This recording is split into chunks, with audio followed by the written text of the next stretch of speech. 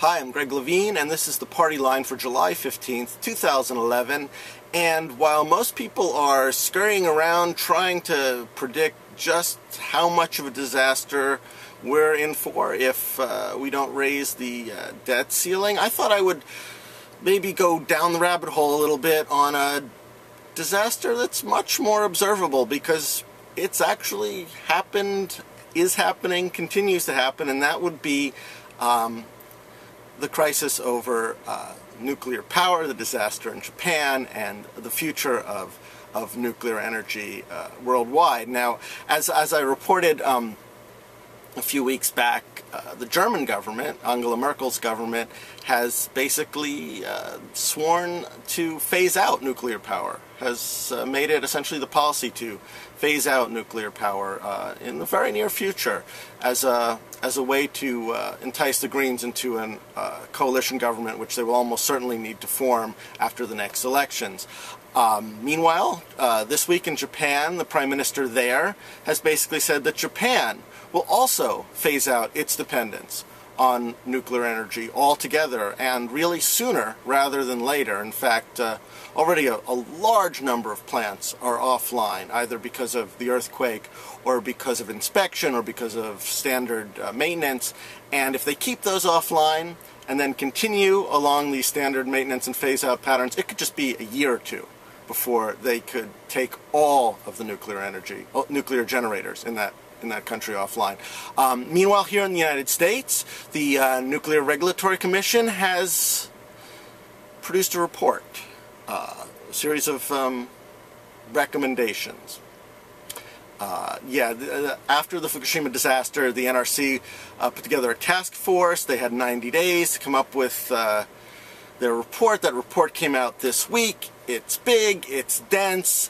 I'm going off the executive summary and what a few trusted organizations have to say, but here's what I understand, at least basically, which is that the NRC suggests that we think more about what they call low likelihood, high consequence events. Low likelihood, high consequence events.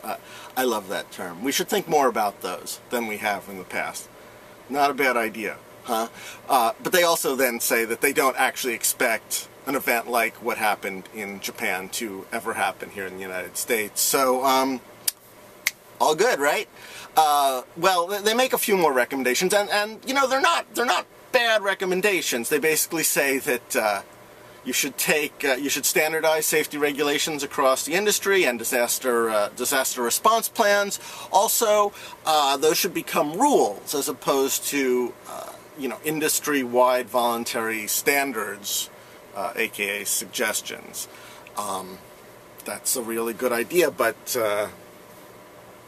as we found out a few weeks ago from the Associated Press, the NRC up until this point has been working with the nuclear industry to weaken standards in order to keep a lot of plants in compliance with those standards, rather than force the plants to come up to standards, just bring the standards down. That's what the NRC is used to doing, and in fact, a recent task force for another disaster found that we should upgrade the fire rules, fire emergency standards at nuclear plants, and those standards were recently postponed till 2016. So I'm not feeling really good about the recommendations, but let me go a little further. As pointed out by Physicians for Social Responsibility, missing from these recommendations are anything about, say, moving spent fuel rods from storage pools into hardened on-site storage facilities. And as you'll recall, one of the big problems with the Fukushima reactors is that they had these fuel rods in pools, these spent fuel rods, still radioactive, in pools inside reactor buildings, which, of course, had little explosions in them. This is not a design that's alien to some of the U.S.'s older reactors. Completely not in the report as to what to do about that. Kind of a hole to me. And this is also, actually, this is the real winner. Even though they weren't actually tasked with researching this, and again, Physicians for Social Responsibility called my attention to this. The group, the NRC group, concluded that there is, I want to get this right, expectation of no significant radiological health effects. An expectation of no significant radiological health effects. Now, when I first heard this, I was thinking, they're talking about the United States, which, to my ear, strange credulity, but, you know, we can debate about that. But that's not, as I read it, what the report is saying. The report is talking about no significant health effects expected in general, as in general including Japan, which is, it freaks me out, actually, I gotta say. I'm sort of at a loss for words, because not only do you need all kinds of screening and long-term epidemiological studies before you can say anything like this. This report came out a week after the Japanese government released a report that 45% of children in Fukushima Prefecture have shown radiation exposure in their thyroids.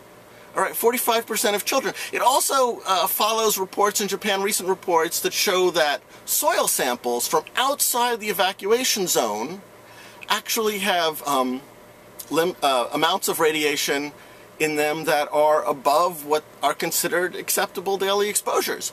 It also comes out after a report that shows that fallout that accumulates in ditches, which is apparently where fallout likes to accumulate, is if you needed another reason not to play in ditches. Fallout there reads at levels almost twice what would have mandated a relocation, a mandatory relocation in the zone outside of the Chernobyl reactor. And this again is outside the evacuation zone in Japan. So it's hard for me to understand where the NRC comes up with this sort of quick, nothing to see here, move along sort of attitude. But that's Japan, right? Let's go back again to the United States, because this week we also get a report courtesy of the what was this called? I'm sorry, I'm going to look at my notes because I got a lot here in front of me.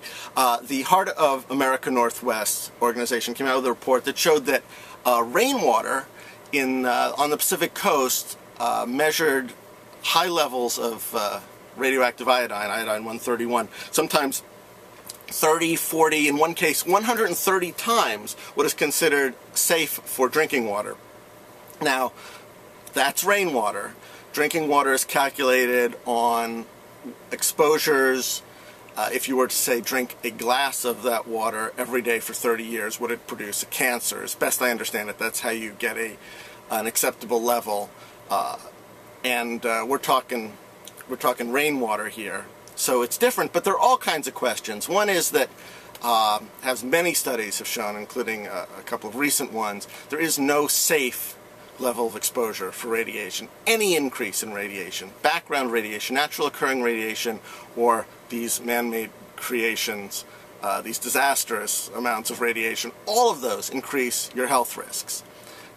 So I don't quite understand what acceptable is, but the other questions, of course, are there are other effects besides cancer that can come from exposure to radioactive iodine, all kinds of thyroid problems, for instance, that are not taken into account. What extent are reservoirs and watersheds contaminated by rainwater, even if it doesn't show up, even if you're not drinking rainwater directly? What about bioaccumulation? This rain falls on crops, this rain falls on animals, it's ingested by animals, it's part of the food chain. And this is the thing, of course, that gets me all the time, which is, what about other isotopes besides iodine-131? Some of those have half-lives that aren't measured in days, but in decades. Cesium comes to mind, for instance. Also harmful, also known to be in the fallout, but not directly measured here.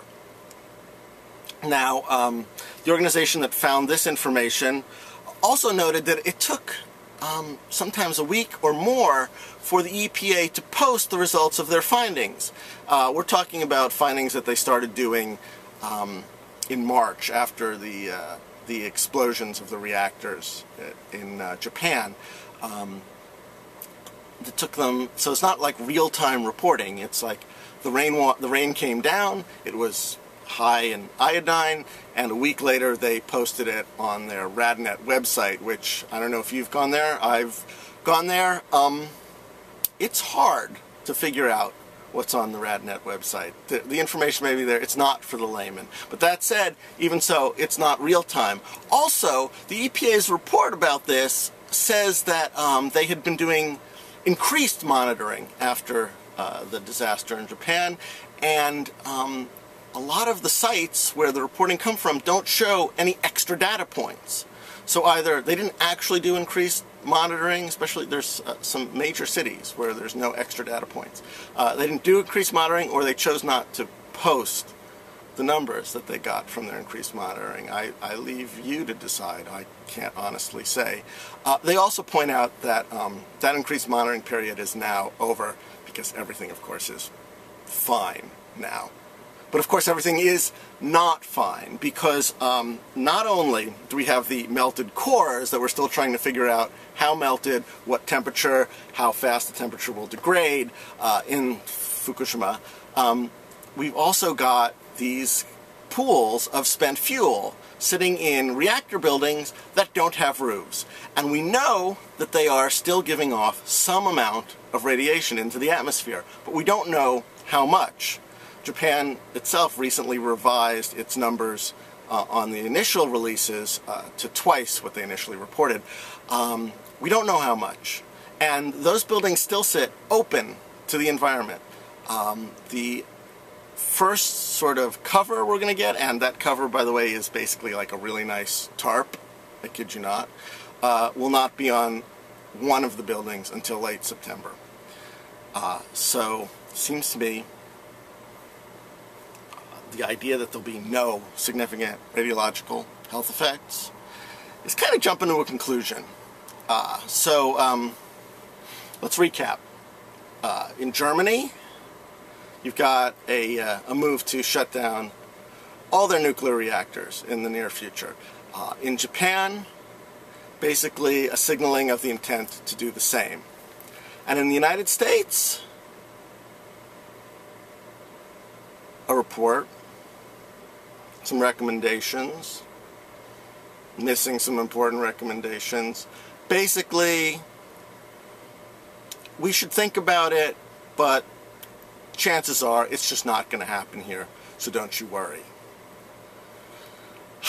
I don't know, how do we sum that up exactly? It's a report like that in the face of all this data takes, oh, I know, Michelle Bachmann had the word for it, chutzpah. And that's the party line.